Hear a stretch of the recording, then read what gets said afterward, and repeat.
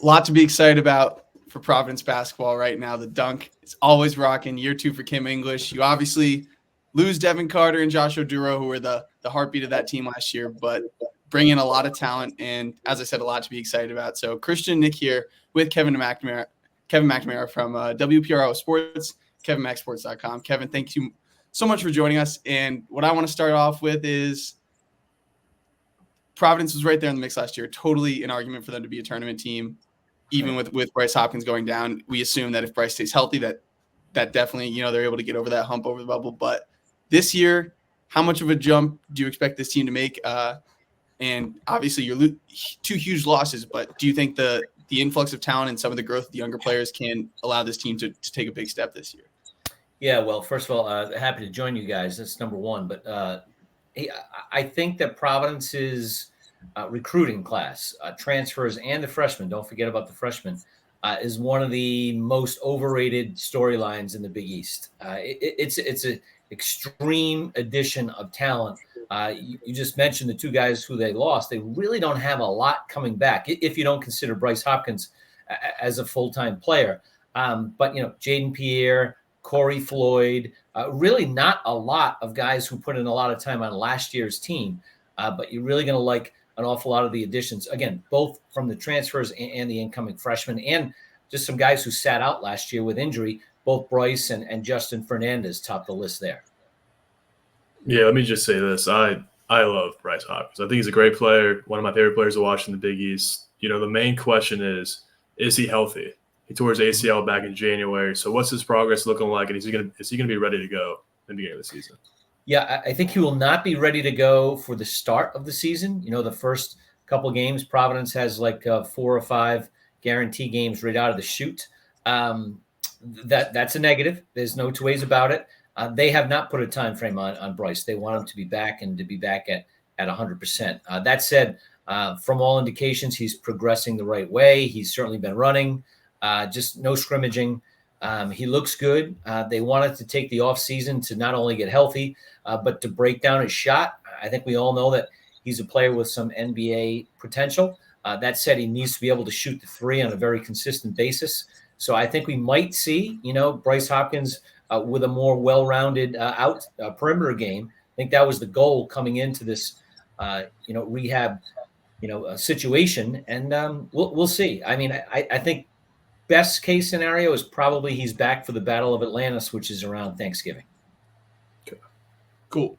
So that's obviously a big piece of determining Providence's success this year. I feel like the play of Hopkins, and you talk about the youth that stayed and a lot of these transfers coming in.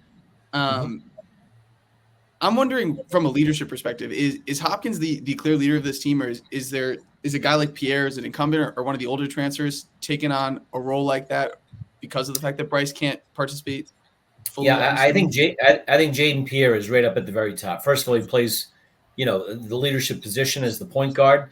He'll be augmented by the transfer Bensley Joseph from Miami, who again is he's old. Most of the transfers that Kim English and his staff got are experienced players. They're old guys. A lot of coaches around college basketball. You want to be old and stay old. Providence checks that box this year for sure. Wesley Cardette, he's a guy you guys have to talk about. Really an overlooked player. I just got my Lindy's magazine, and I look at the top 150 players in the country by their estimation. And come on, there's no doubt in my mind that Wesley Cardette is a top 150 player in the country. The only Providence player listed in that list was Bryce Hopkins. And again, Bryce at full. If we take Bryce Hopkins at where he was last year when he was injured, I think he's a first-team All Big East guy. Will he get back to that? No one knows. It's impossible to tell. But I think there's more options, especially on the wings this year than Providence had last year, where it was, it was Devin Carter and pray for rain, and he was the best player in the league. He was Big East Player of the Year. So I think there's more opportunity on those wings surrounding Bryce Hopkins, Cardette, Justin Fernandez, and a few other surprises. Yeah, I really like what Providence brought in the portal this season, especially at the wing with Jabri Abdul-Rahim is coming in as well in the transfer portal. One guy me and Chris really like is Rich Barron. So he had a nice little freshman season last year. What can we expect for him in the sophomore Yeah. jump? Yeah, no, that's a good call. He was all rookie in the Big East last year. Very good shooter. He's tough. He's strong at 6'5" or so. He also had some off-season surgery. He had shoulder surgery, so he missed the vast majority of the summer as well. They expected him to be back just about now. I'm glad you brought up Abdur Rahim. Think about that. Started at Virginia, went over to Georgia, had like a 37-point game at Kentucky last year. The ultimate 3-and-D guy, big, 6'7", 6'8", can really, really shoot the ball from the 3-point line, and experience. A multiple-year starter in the SEC. Again, checks that experience box. Size. I think this Providence team is dramatically bigger than last year. Aduro was kind of that undersized 5 guy. Way to get a look at Christ Esendoko. The transfer from St. Joe. I really like Oswin. I'm just going with Oswin. Oswin he's a different type of big man athlete at 6'10", can run with guards and a jumper. He's the ultimate, throw it up to the rim and he's going to find the basketball. He's only a freshman. I have no idea how old he is. I don't know if Providence knows how old he is. He's one of those kids who came over from Nigeria and can just impact a game defensively and around the rim. They're going to be a very different level, size, and defensive team this year. Yeah. I was surprised looking at the stats that Providence's block rate was a little higher than I thought, considering Oduro is not your prototypical looking rim protector as a kind of a stocky, undersized 5. But, when you bring in a 7-foot, it's creased. And then Oswin, do you expect having that rim protection to, this was a top 20 defense last year. Do you think Kim can the ball pressure will be even higher and that this team will defend differently knowing they have that rim protection behind them? Well, this is an exaggeration, but they were an elite defensive team last year because of Devin Carter. He was that good defensively. He was the best perimeter defender, really, that Providence has had probably since John Lenahan, which is a long time ago. And I know that the NBA scouts, they like that as much as anything else with Devin Carter. The block rate, it's like they had more perimeter blocks. Corey Floyd, Garway Duell was a very good perimeter defender who would get blocks. They did not have blocks around the rim. People look at block rate and they think, 7-footers and blocking layups and whatnot. Their deflections and blocks were more in the perimeter. This year, I think they want to continue to do that. Going to be really difficult without a Devin Carter. But again, around the rim, they have 3 7-footers. And we didn't mention Anton Bonk, he's a legit 7'1", 7'2", very raw player, hasn't played much, a high-end American level basketball, and yet everyone loves him. I have no idea what to expect from an Anton Bonk, but you're not going to find no one's going to be bigger in the Big East. Yeah, just to piggyback off you guys talking about the defense, and like Chris said, Oduro doesn't stand out as like a shot blocker. You have shot blockers this year. They were 16th last year overall in defense. It's just something that Kim English knows how to coach, and he's really good at, even going back to the George Mason days. And they were 31st in field goal percent at the rim. I mean, that is just astonishing. Like you said, Devin Carter, great closeout defender. They just really closed it out well and funneled guys to the basket, and I just was really impressed by that. So I think their defense is going to be really good this season as well. No, I think Kim is just a very good defensive coach. Think about it. Before the years of George Mason, he was at Tennessee. Rick Barnes, as always, his teams are elite defensively year in and year out. And I think he just believes in that. They work at it. I think just this year they have the option of funneling the action more to the rim. Now, I'm not quite sure what type of a shot blocker Esendoko is. I've certainly seen clips of him as a pretty skilled offensive player. But I tell you, the kid Oswin is a difference maker around the rim with his shot blocking and ability to score around the rim as well. He's a guy I'm really excited, and I feel like last year, not many freshmen made a huge impact in the Big East, and as a freshman, if you can give 15, 20 solid minutes, that's a big deal in the Big East. That's making a big impact as a freshman. And more on the defensive end, Bensley Joseph. Miami is a team that was definitely offensive minded, on their past couple runs, but Bensley Joseph was a guy that really was underrated for them, as a sixth man. a guy who could knock down his open threes, not a super, doesn't have a ton of juice off the bounce, not like a guy with a really high ceiling offensively, but a smart player, smart decision maker who can really defend. I think the Dunk is going to love Bensley Joseph. Do you think he will be that sixth man playing behind Pierre? Do you think those guys will, play well together in the backcourt? Both. I can see him as a guard off the bench. I can also definitely see those two guys playing together. Last year, Jaden Pierre was Providence's best three-point shooter.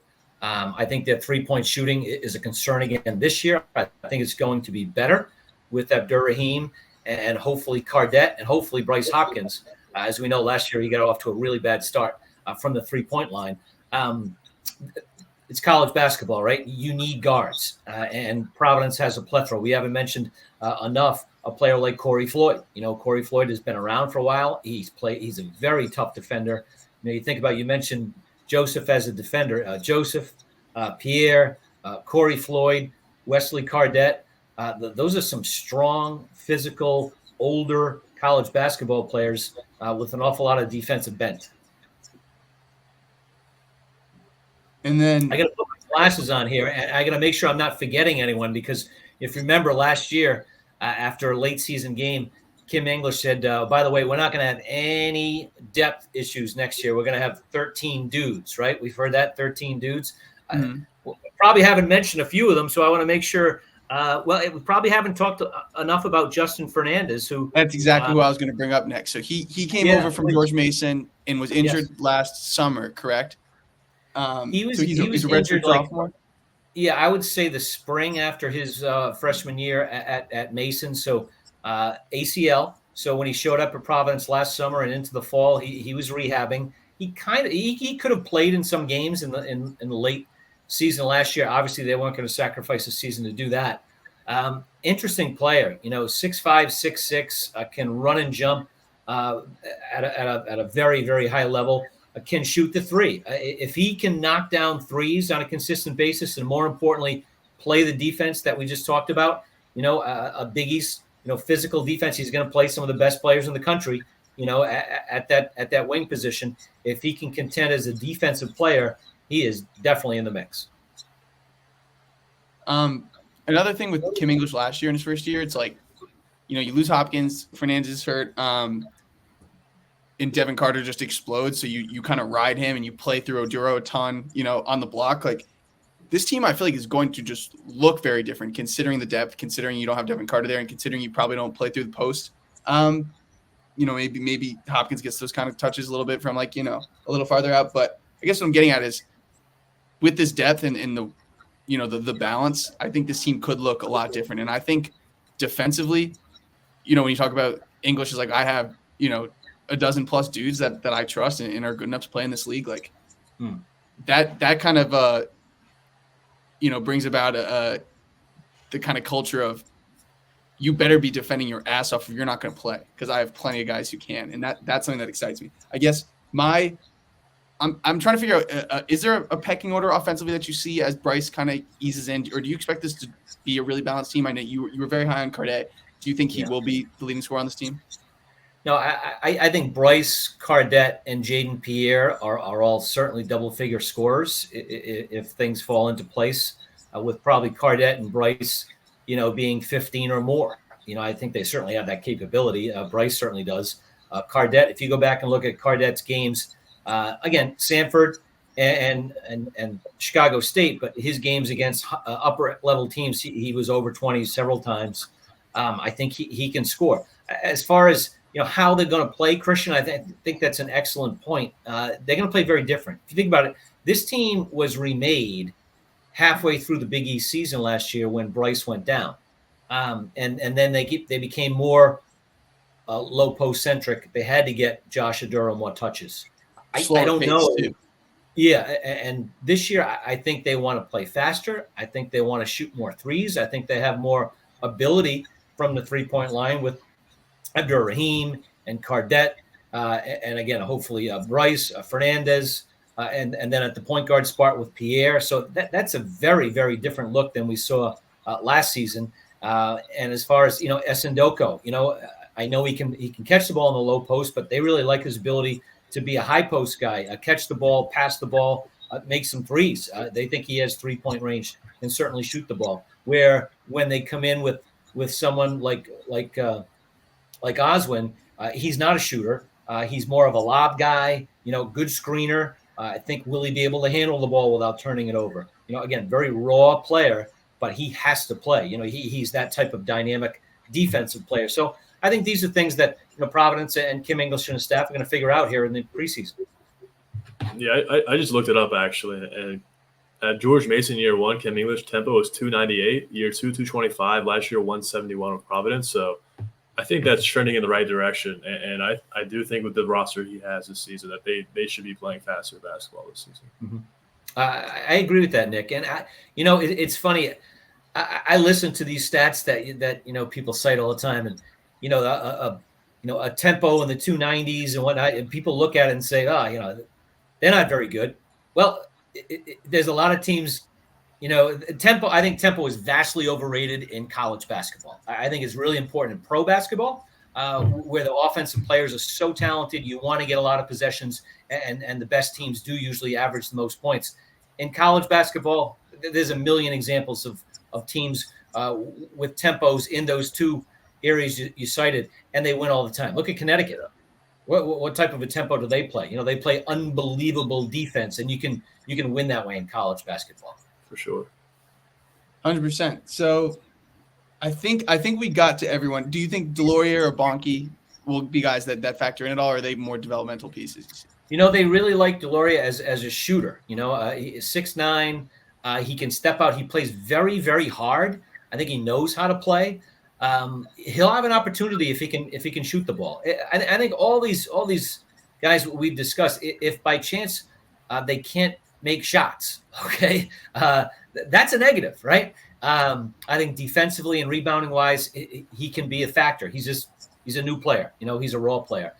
Bonk is just so big, and he's got good hands. He's athletic. I need to see him. I can say I have not seen him play enough to get a good read on him. I have seen Oswin play more on the AAU scene, and he's just a physical freak that I can't imagine that they can't find a place for him somewhere.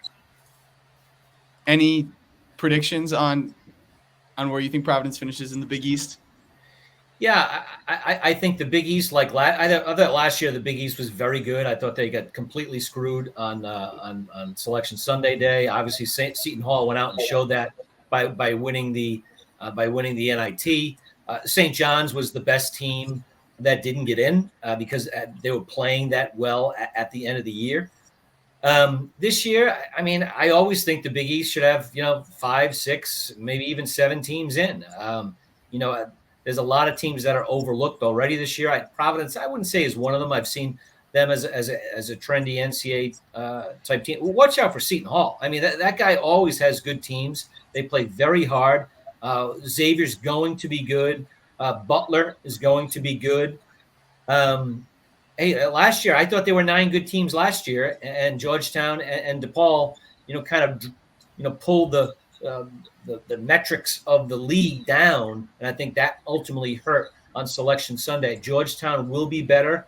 DePaul, I think they have an entirely new team. I don't think they have one guy back. Is that true? Yeah. So clean the whole house out. Yeah, and Chris Holtman's a good coach. Will they be a major factor right away in year 1? I can't imagine, but they're not gonna go winless. I can tell you that. Absolutely. Stacked Big East. Growing up Providence, obviously I have a soft spot for the Friars, but I'm really optimistic about this team. And hearing more about some of these guys from you, Kevin, has made me feel even better. So Thank you so much for joining us. Hope it's a rocking season at the Dunk, and go Friars. Get your tickets now. Needless to say, all the good games will be sold out big time. So we'll see you at the Amp, not the Dunk. Oh, well, it's always going to be the Dunk to me. Understood.